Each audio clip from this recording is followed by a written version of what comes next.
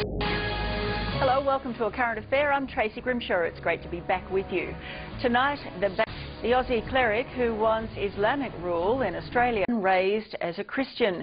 But when he became Ibrahim Siddiq Conlon, he turned his back on his native country. Now he's a Muslim cleric who supports Al-Qaeda, applauds the death of our soldiers and believes that one day Australia will be an Islamic state. Every house will be ruled by Islam. You think Australians will let that happen? Australians will have to. Well, the fact is it's inevitable, whether they like it or not. They will be ruled by Islam. Meet Australia's most extreme Muslim cleric. You hit us, we'll hit you back. Simple.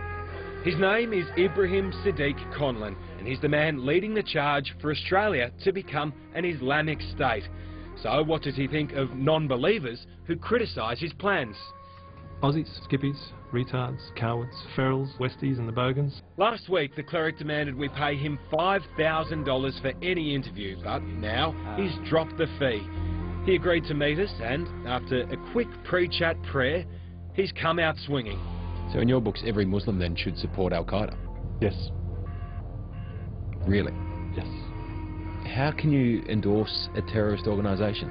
Who's calling them a terrorist organisation? Who's a terrorist? They're not terrorists. Well, let's go and look at that. You know, was George Bush a terrorist? Are the American soldiers in Afghanistan terrorists? It's pretty much impossible to reason with this man, but when we discuss our country's involvement in Afghanistan, well, his comments would leave most Australians speechless.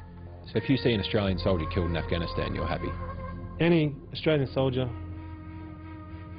who trains, who hates Muslims, who gets on a plane, who invades another country, a Muslim country, deserves the worst of treatments.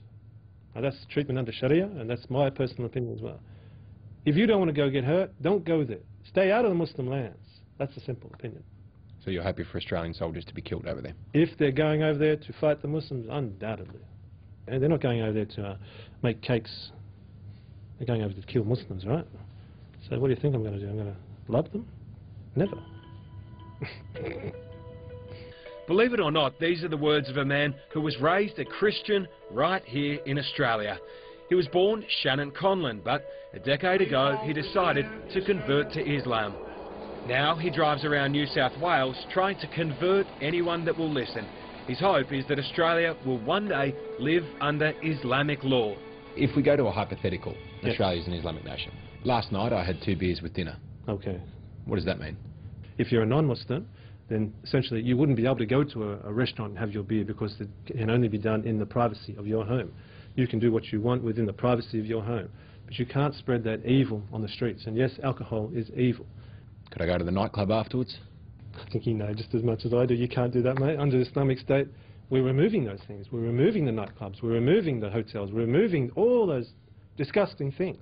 If you want to live in a Muslim nation, why don't you go live in one? It's an excellent question. Now, I say to you, why do I have to? I'm an Aussie, white-skinned, freckle-faced Aussie. Why should I go to Afghanistan when I want Islam for Australia? When I want to take you guys, the people, to heaven? We cannot, as Muslims, ever deny, hate, speak bad about, that person will be killed. The Sharia law he wants us to follow also supports cutting off people's hands and polygamy. What's wrong with democracy? Here we go. Obviously, you know, we say what's right with democracy. You know, it's the fact that you guys have to prove your case first because our system was here before your system. Yes, our system was here in the world. But the Australian democracy was here before Islam. Well, actually, that's not true. And far before Captain Cook in 1770 landed in Botany Bay, far before Captain Arthur Phillip landed in Sydney Cove, Islam was here in Australia. So, you know, that's the fact. So from your perspective, this is an Islamic country?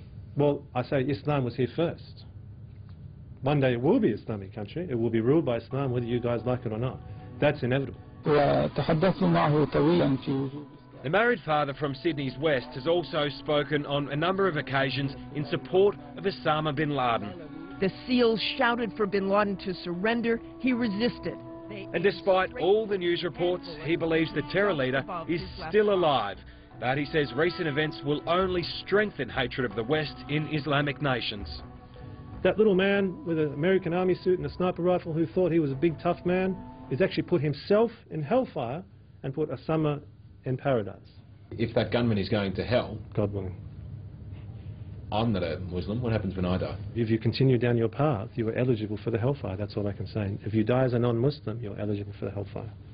No rational Australian could ever support what Ibrahim Siddiq Conlon preaches, and certainly Lakemba Mosque has already told him he's not welcome to pray here, and they've distanced themselves from his teachings. But the worrying thing is that the cleric claims he is continuing to gather followers at the grassroots level of the Muslim community. I'm growing Islam out of Australia. This is a homegrown Islam, an Australian Islam. We also want this country to become a Muslim country. And look at the rise of Islam in Australia. You know, look at it. Since the last 45 years, Islam has spiked. Well, he's stark raving mad, obviously. The switchboard lit up for radio announcer Ray Hadley when he played some of our quotes from Siddiq Conlon on his show this morning. If I'm a moderate Muslim and he's telling me this sort of rubbish, we totally don't agree with him. He hopes ASIO and the federal police are watching extremists closely. I'm sure that there would be a very small percentage of the community that would be inspired. I mean, radicals do attract attention by their very nature, but hopefully the most important purpose he serves through the presentation tonight is to illustrate to people that he's in the vast minority, that this sort of view is held not by widespread members of the Muslim community but by lunatics on the fringe, and he's certainly a lunatic, he's certainly on the fringe. Ibrahim Siddiq Conlon hates democracy, yet ironically it's democracy that allows him to voice these extreme views. We're praying to God. We've got our heads on the ground, purifying ourselves, waiting for the moment where our awakening, Islam, takes over the world, when we have the power once again, like we had several hundred years ago, where we ruled the world. So be careful, look out. We're on the way. And we should